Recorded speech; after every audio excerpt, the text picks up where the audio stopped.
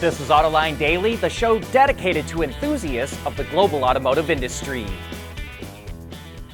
You know, sometimes you wake up in the morning and find that the world is a different place compared to when you went to bed. And here are 3 surprising changes that we woke up to today. First, the Trump administration decided it isn't going to gut subsidies for building public EV charging stations. In fact, not only is it going to keep the $5 billion NEVI program in place, it's going to streamline and slash the red tape that has bottled up that money. NEVI stands for National Electric Vehicle Infrastructure, a program that was put in place by the Biden administration. But originally, President Trump not only promised he would gut the program, he actually suspended it in February. But the GAO, the Government Accountability Office, said withholding funds that Congress approved was not legal. So the Trump administration faced a legal battle it was likely to lose.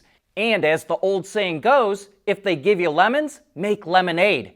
And it's entirely possible that EV charging stations will be built faster under Trump than they were under Biden. The second surprising development is that General Motors says it's reviving its work on autonomous cars.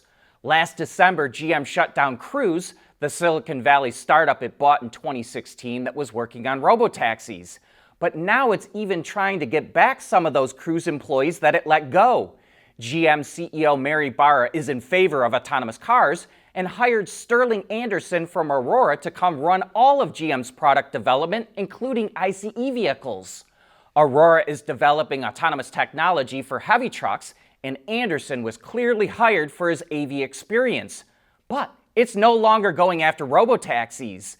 Bloomberg reports that GM will now concentrate on developing autonomous cars for retail customers, not for robotaxi fleets. In somewhat related news, and our third surprise this morning, the supplier Bosch and Volkswagen software subsidiary CARIAD say they're going to deliver a software stack for level 2 and 3 autonomous driving in production vehicles next year. We find this surprising because CARIAD has had all kinds of problems, enough so that VW ran to Rivian to get a zonal electronic architecture after CARIAD couldn't deliver. But VW clearly isn't giving up on CARIAD. One specific aspect that we find interesting is that CARIAD and Bosch are using artificial intelligence to improve the AV systems. It's being used for object recognition, combining sensors, decision-making, and the automated control of the powertrain steering and brakes. The system is currently being tested in VW ID buses and Audi Q8s on public roads in Europe, Japan, and the US.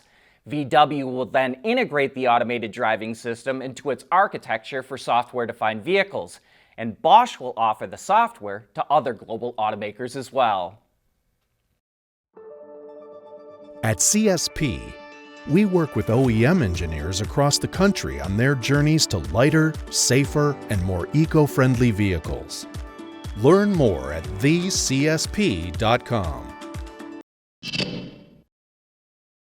Many EVs are adopting a cell-to-pack layout where there's no battery modules and the cells are integrated directly into the pack. This allows battery makers to fit more cells into the same size area, which can also free up more interior space, and there's several production advantages as well. But the high level of integration into the vehicle can make these types of battery packs hard to service. The China Insurance Association looked at 59 EVs currently on sale with cell-to-pack technology and found that the battery makes up just over half of the total cost of all the parts in the vehicle. The average price of those vehicles was roughly $28,000, so the cost to replace the battery would be about $14,000. However, CATL created an independent service company a year ago, and that company just opened its first store aimed directly at cell-to-pack repair. It claims it can bring those battery service costs down to roughly $1,500 to $3,000. But it also sounds like that includes things like battery testing, maintenance, inspection, refurbishment, and recycling. With EVs accounting for over 50% of sales right now in China, I'm sure this is a needed service. But it is currently limited to vehicles with CATL batteries. Renault and Geely are growing their partnership to include electric vehicles for overseas markets like Southeast Asia, Africa, Latin America, and South Korea. Reports say that Geely will provide Renault with its GEA platform for a series of pure electric and plug-in hybrid SUVs. This is the same platform that underpins the Geely Jingyuan, which is the best-selling model so far this year in China, and would represent the first time that Geely has allowed another brand outside of its core group to use it. If you're wondering, the architecture is different than the one used by Volvo and Polestar. The new SUVs will be styled by Renault, but pretty much everything under the skin will come from Geely, which should help speed up development and reduce costs. VinFast is shifting its growth strategy away from the US and Europe and focusing it on Southeast Asia, the Middle East, and Africa. Last year, VinFast delivered a little under 100,000 vehicles, which is pretty good. But 90% of those sales were in its home market of Vietnam, and it reported a $3.2 billion loss. So now it's expanding production in Vietnam, as well as building new plants in India and Indonesia in an effort to boost its sales and revenue. While VinFast isn't giving up on the US and Europe, it is delaying expansion in those areas until at least 2028, which included a new plant in South Carolina. Speaking of shaking things up, Volvo is taking an axe to its lineup in the US. It's ditching sedans and wagons in favor of crossovers and more gas-powered vehicles. Starting next year, it's dropping the S90 sedan and V60 wagon from its lineup. The raised versions of the V60 and V90 wagons will remain next year, but Volvo hasn't committed to the models beyond that. It's also cutting back on EVs. It already stopped selling the EC40, and while the EX40 will remain next year, Volvo hasn't addressed its availability after that. It's expected to focus its EV efforts on the EX30 and will also boost the availability of hybrid and PHEV versions of the XC40, XC60, and XC90 crossovers, which accounted for 85% of its U.S. sales in the first half of the year. The Ford Motor Company is credited with inventing the moving assembly line to make cars in 1913, and it will become the first legacy automaker to abandon it. To us, it looks like Ford is going to beat Tesla to the market with unboxed assembly, but let us know what you think in the comments. Ford's next EV program will make vehicles assembled from only 3 modules: front, center, and rear. Each module is built on what the company calls aluminum unicastings, which are just like Tesla's gigacastings. Ford expects dramatic improvements in productivity, with 20% fewer parts, 25% fewer fasteners, 40% fewer workstations, and 15% faster assembly time. The body alone gets rid of 3/4 of the parts, half the fasteners, and 2/3 of the welds compared to a Ford Escape. Thanks to a zonal electronic architecture, 4,000 feet of wiring was removed compared to a typical first-gen electric SUV. That's over 1,200 meters and represents 22 pounds of weight. Ford calls this its universal EV platform, and it could provide derivative models including a small pickup, as well as small, midsize, and 3-row crossovers and a small commercial van. The first to launch will be a midsize pickup, which Ford says will start at $30,000.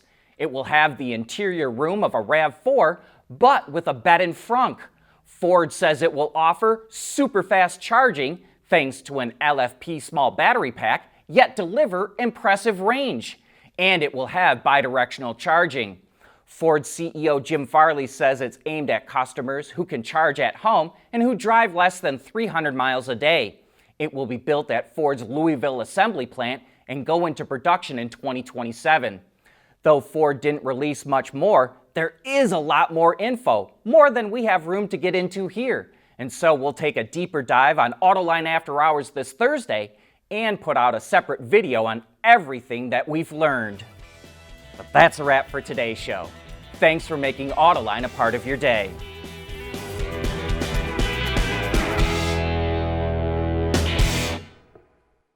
Autoline Daily is brought to you by Bridgestone, solutions for your journey. CSP, the composites solution partner. Intrepid Control Systems, over-the-air engineering, boost your game. And thanks to the following YouTube and Patreon members.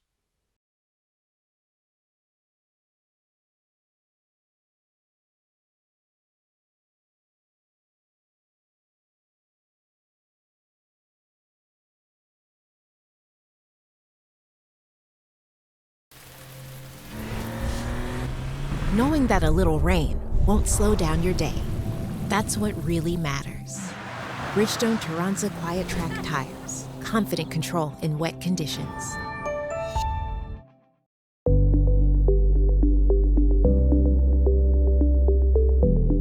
Developing today's vehicles, issues can happen in an instant.